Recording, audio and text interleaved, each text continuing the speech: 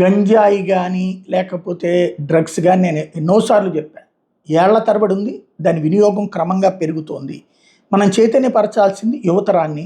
మనం చైతన్యపరచాల్సింది దానికి బానిసలవుతున్నటువంటి వాళ్ళని. అదే సందర్భంలో కఠినంగా వ్యవహరించాలి. కానీ కఠినత్వం అన్నటువంటి దాంట్లో రాజకీయం చొప్పించడం వలన ఇష్యూ డైవర్ట్ అయిపోతుంది.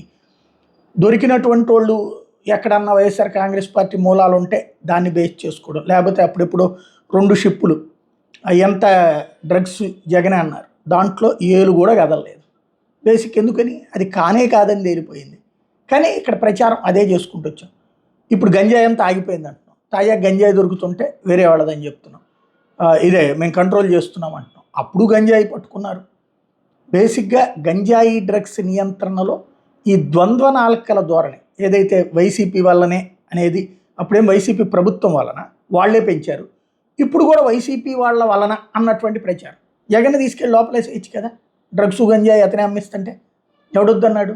కాకపోతే ఇట్లాంటి విచిత్రమైనటువంటి కాన్సెప్ట్లో తెర మీదకి తీసుకొచ్చేటప్పటికి ఇదే ఆమె హోంమంత్రి అనిత సహజంగా ఆవిడ హోంమంత్రిగా బ్యాలెన్స్డ్గా మాట్లాడారు. బ్యాలెన్స్ ఎప్పుడో పోయింది మనకి.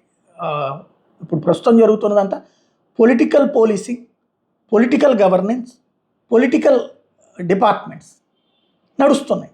దాంతో ఆమెను ఒక రిపోర్టర్ అదే మీరు వైసీపీ వాళ్ళని ఎవరన్నా అరెస్ట్ చేశారు ఈ విషయంలో అంటే అట్లని కాదు అంటూ ఆవిడ మాట్లాడిందని ఇప్పుడు వైసీపీ వాళ్ళు troll చేసుకొస్తున్నారు.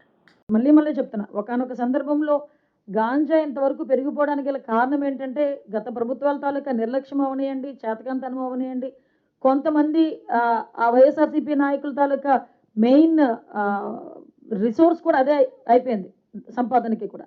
Madam, in last 1 year, have you got any political identity affiliated to any party?